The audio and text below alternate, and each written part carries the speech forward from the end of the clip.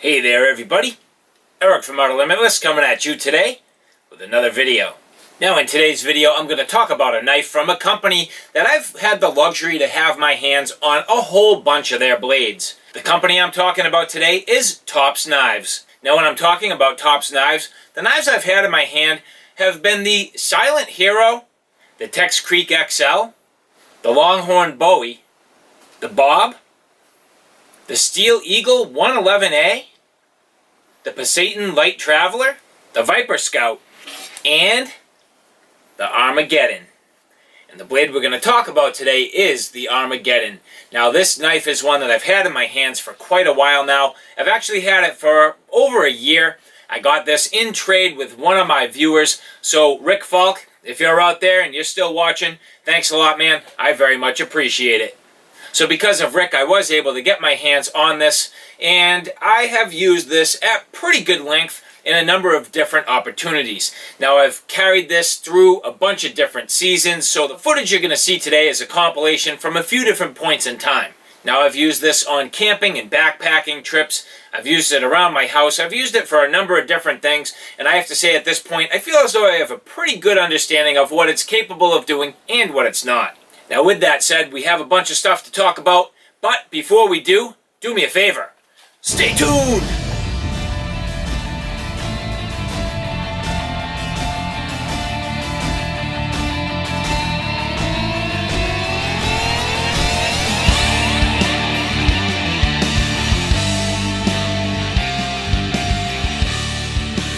So if you've been watching my channel for a while now, you've probably heard me say that, in my opinion, Tops Knives has one of the best overall fit and finish, factory finishes, and just most beautiful looking blades.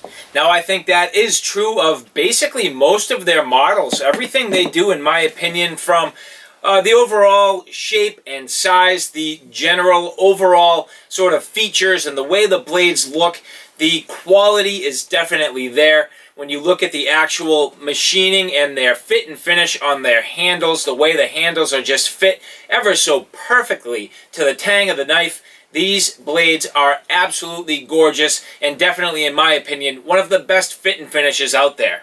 Now another thing about Tops Knives is I find as though a lot of the features that you get on Tops Knives are excellent. Generally speaking, the 1095 high carbon steel is always excellent. Their differential heat treatment is perfectly done. I've never had any problems with actually any of their steels, whether it's 154 cm, 1095. There are a number of different steel choices out there, generally 1095 with Tops, and in that regard it's always performed extremely well.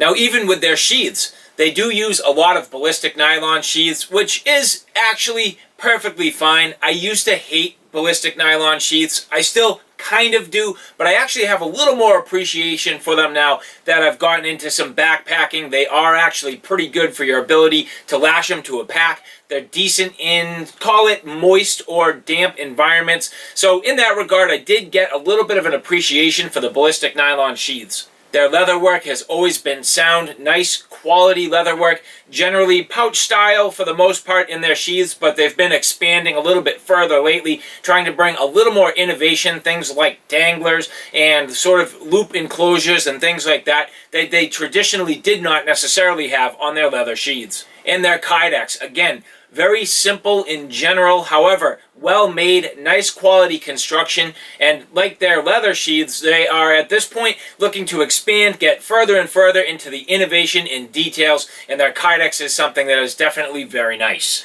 But even with all the things that I do like about Tops Knives, unfortunately, generally for me, the amount of things that I like are counteracted by things that I don't like. And I know it's being picky, and for me it's a personal preference thing. However, I find a lot of times Tops kind of, to be honest with you, doesn't quite get their handles correct. There's always something about the handle that for me I just don't like. Now that's not always the case. For example, the Poseidon Light Traveler. I love the handle on this blade. And the Viper Scout, again, I very much like it. But the reason why I've actually moved on from a lot of Tops knives and don't even own them at this point is because I just quite frankly can't stand the handle. And on this Armageddon, this is like right at the cusp. It is on the border of acceptability in my mind. Now, this is a large blade. Obviously, this is a like mega chopper blade. This really, for me, I would like it a little bit better if it didn't have some of the funny hot spots in it. That is the problem with this handle. Granted, it is nice and large. However, in the grips for where you need them for the tasks that are being performed, I find as though the handle is just a little bit awkward and actually hurts. First and foremost, in the close-up grip, when you're trying to do some controlled slicing tasks, when you go to grip the knife, you'll see that there is this sort of indexing finger choil there. You do end up with a full finger choil in the blade, but also in the handle. And to me, it just puts that nub right where your finger wants to be. Really, for me, it's my ring finger that gets caught on there. So that, to me, is a little uncomfortable. And then when you're back on the blade and you want to chop, there is plenty of real estate for my hand. However, this hook in the back is just pure pinky destruction. So those things about this really to me are a turn off. Now again, I can get around it, I can use it, I do like the knife, but I just find that the handles are always a problem with Tops knives. But with that said, and a little bit of a rant, let's roll in some footage so you can see this blade in use. But before we do me a favor, hang tight for a little announcement. Hey there everybody, Eric from Outer Limitless, bringing to you today the Outer Limitless exclusive collection, bringing my followers and supporters high-quality, limited, short-run products covering many different genres and functions. If you are a follower or supporter of Outer Limitless, there's no better way to help out than to get yourself a piece of high-quality, affordable gear from the exclusive collection. So I got to take this tree down, get it out of my way. This is completely dead. It's really the only dead tree in the area, so I'm going to get it out of the way. And for that, I'm going to use my Tops Armageddon. Generally, I don't carry a knife this large camping. I would usually bring an axe, but I just felt like carrying a large blade, and haven't given this quite the love that I should, so I'm going to give it a good use here, chopping down this little dead tree.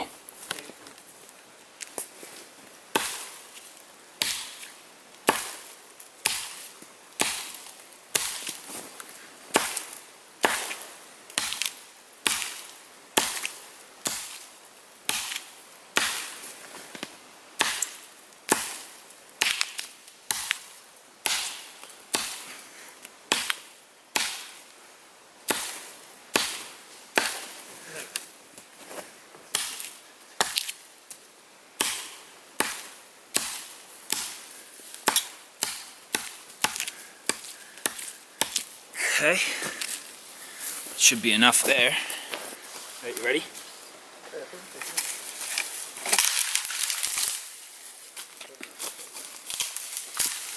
Go. And that will provide for firewood and not fall on me.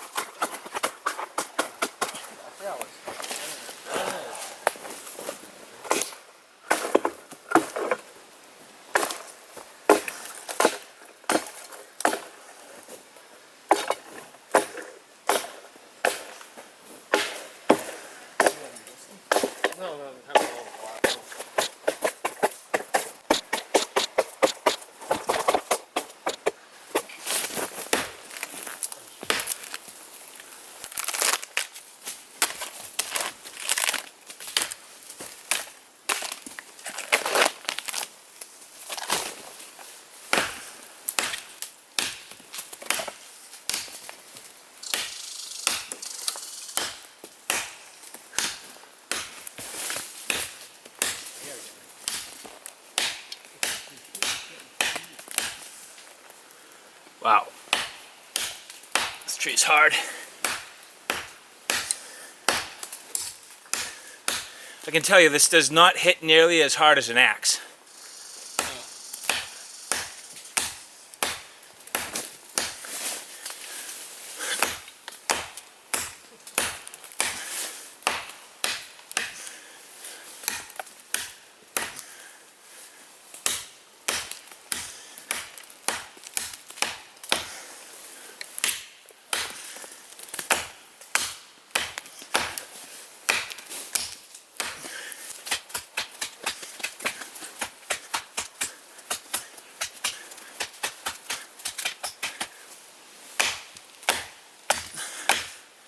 Yeah, the axe makes a lot faster work of this.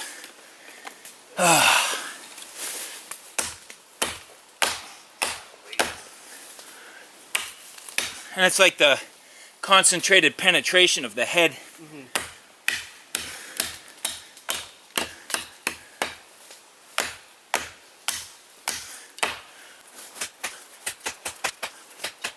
Wow.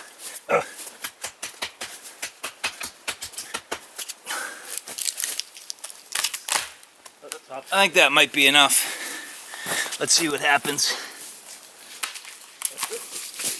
And I got a few chunks. Oh, this damn thing. Now there we go.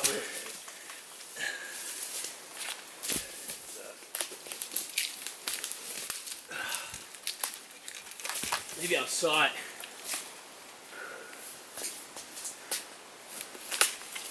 That one looks good.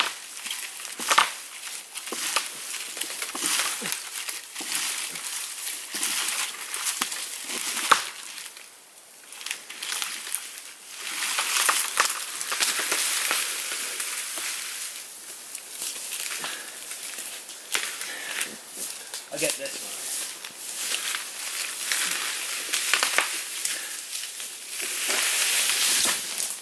Whew. That should do.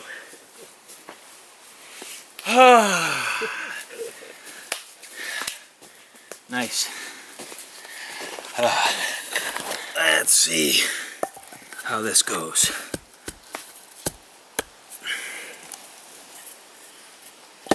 This has a bunch of stubborn stuff that's gonna bug me. Oh, that's gonna be rough.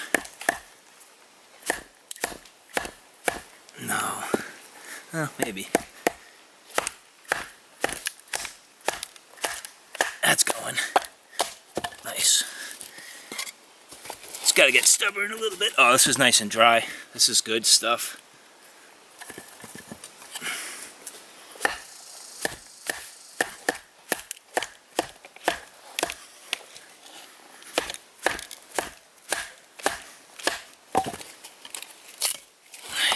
Oh, hitting the knot. Alright, so I gotta just get a few more pieces, Bran, and then we'll be ready. Are you filming? Yeah. Yes.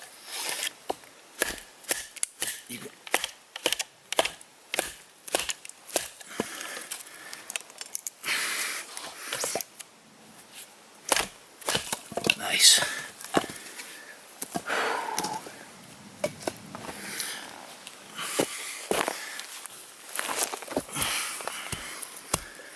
This one should go all right. Oh yeah.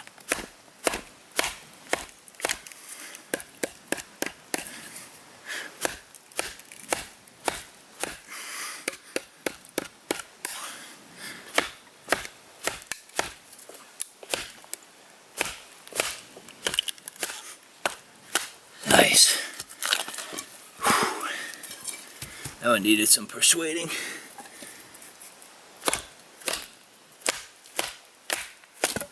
Nice. Alright, one more split and we're ready, Bran.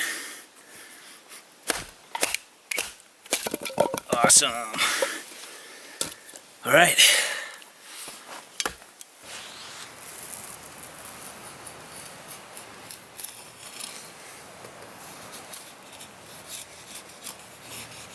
So here you'll see I'm using the Armageddon around my fire pit to process some wood for a fire.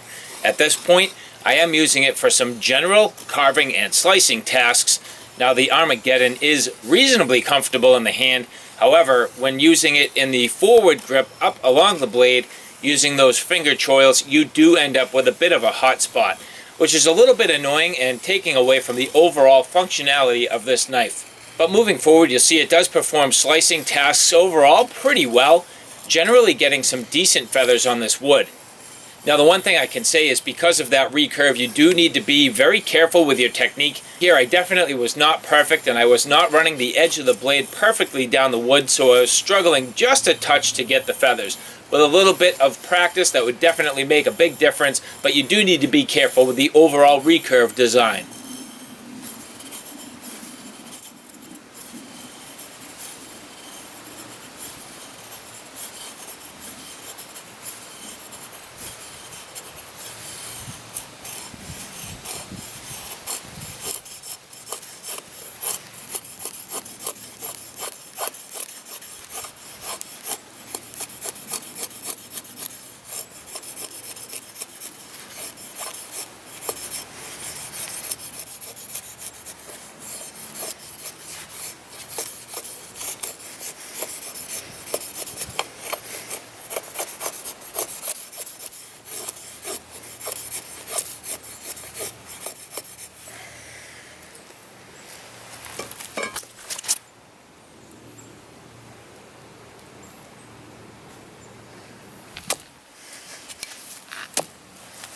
Now getting into just a little bit of stabbing tasks here, you'll see that I am using the Armageddon for some stabbing down into this log.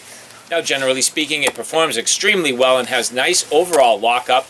You definitely feel nice and secure with the handle having a good sized finger guard and your ability to stab down into these logs without any fear of sliding down the blade.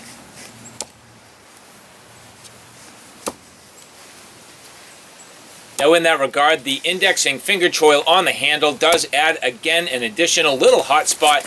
It's just kind of funny the way it's placed and is not ideal in my opinion. So now that you've seen some of the field use, let's get into the details on this blade. So here you'll see we have an overall length of about 16.5 inches. With a total length of about 11 inches on the blade and a cutting edge of 9 3/4 inches.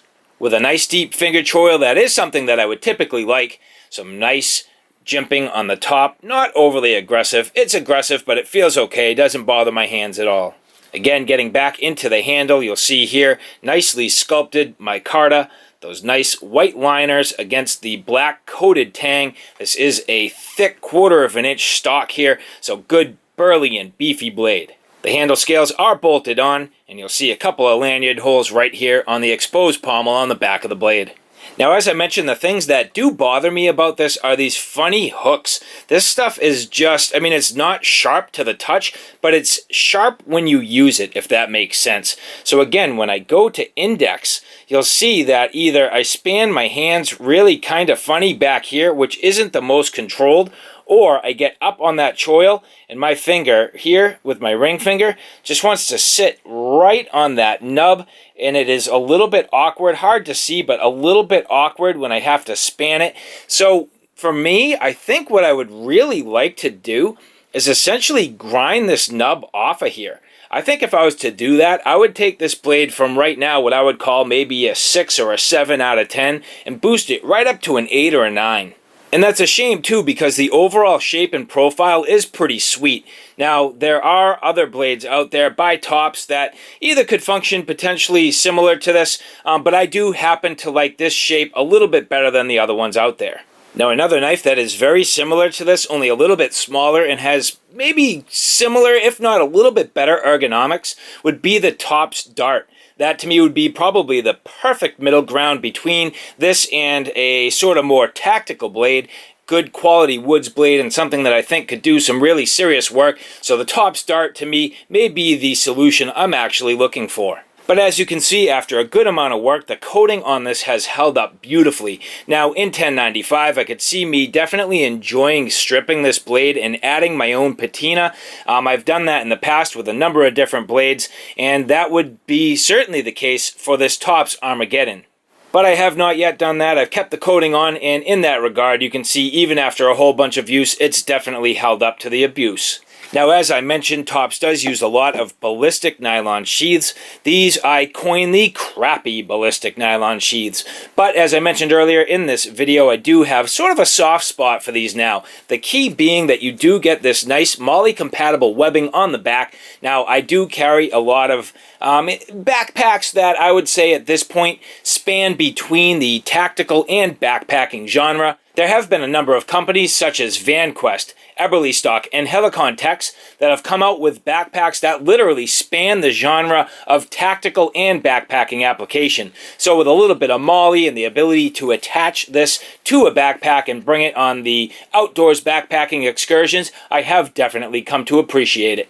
Now this sheath has two pockets for whatever you want to bring in them. They are a decent size. They could certainly hold fire starters, fire kits, things like that. You could probably put a little med kit in here. I have used it for a sharpener and a number of different things. Now, two pockets is helpful, but that just shows you how long this sheath is. This blade is honking. So you really need to think ahead about how you plan on using this, what you would need it for, and whether or not there is potentially another option out there.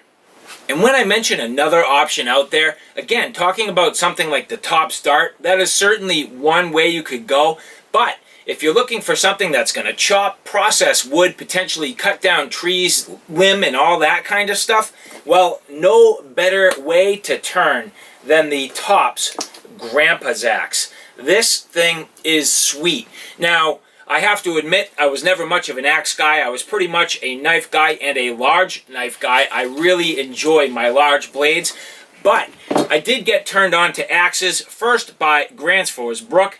They really gave me an appreciation for an axe. But then when I got this gave me the hankering to carry one. This Grandpa's Axe is awesome and really has a chopping capability much larger than the blade it is. This thing is reasonably small, all things considered, and can do some really serious work. So with that said, you really need to decide which would I rather carry. The Grandpa's Axe, something that's kind of compact, or something like this Armageddon, which again just has some real heft and size to it, a really long and almost cumbersome at times blade.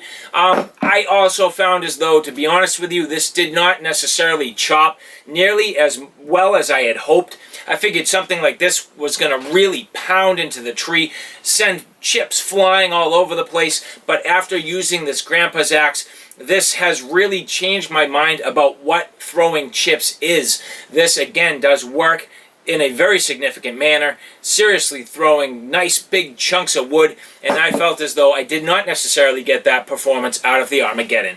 So alright guys, there you have it, a quick look at the Tops Armageddon. Now again, Tops being a brand that I very much enjoy. I love their fit and finish, I love their designs, I love the way their blades look.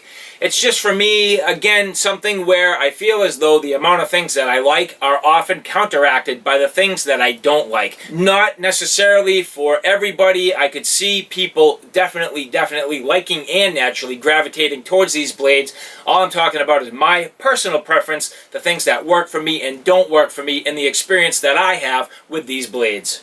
So again, I'd like to say thank you very much to Rick Falk who made this possible. I appreciate it, man, and I hope you're still watching. So alright guys, thanks for stopping by. I hope you like what you saw. I hope you found it a little bit informative. If you like what you saw, please like, share, and subscribe. And as always, thanks for stopping by. Take care now. I'll see you soon.